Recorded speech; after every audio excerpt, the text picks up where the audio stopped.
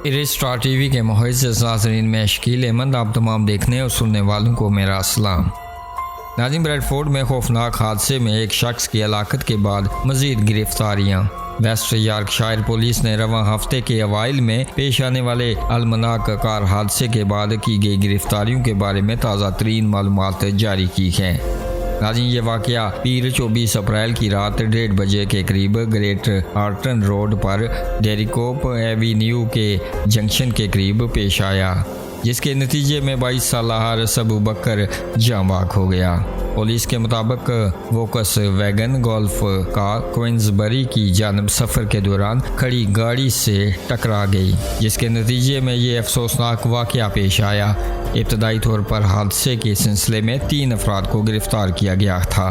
ताहम 24 और 26 साल की उम्र के 2 और अशखास को खतरनाक ड्राइविंग से मौत का सबब बनने के शुबे में गिरफ्तार किया गया है। नाज़रीन, इससे कबल गिरफ्तार किए गए 30 और 31 साल 2 अफराद को पुलिस की ज़मानत पर रिहा कर दिया गया है। इसी तरह एक 29 साल शख्स को भी बगैर किसी इल्ज़ाम के रिहा कर दिया गया है।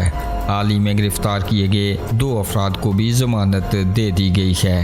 नाज़रीन, जबकि मज़ीद तफ्तीश जारी है। पुलिस तर्जमान ने कहा है कि इब्तदाई तहकीकात से पता चलता है कि तसादम में 2 गाड़ियाँ मुलव्वस थी। नाज़रीन, इंक्वायरी टीम किसी भी ऐसी मालूमात या फुटेज के साथ आगे आने पर जोर दे रही है जो तहकीकात में मदद दे सकती है। नाज़रीन, हारिस अबू बकर के अहले खाना ने जाए हादसा पर फूलों की चादर चढ़ाई और इन्होंने बताया कि हारिस अबू बकर खुश अखलाक और खुश मिजाज शख्स था।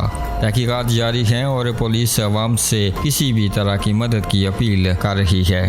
नाज़रीन, इस खबर के हवाले से आप अपनी राय का इज़हार नीचे कमेंट बॉक्स में ज़रूर कीजिएगा और मज़ीद ऐसी वीडियोज़ के लिए हमारे इस चैनल को सब्सक्राइब कीजिएगा।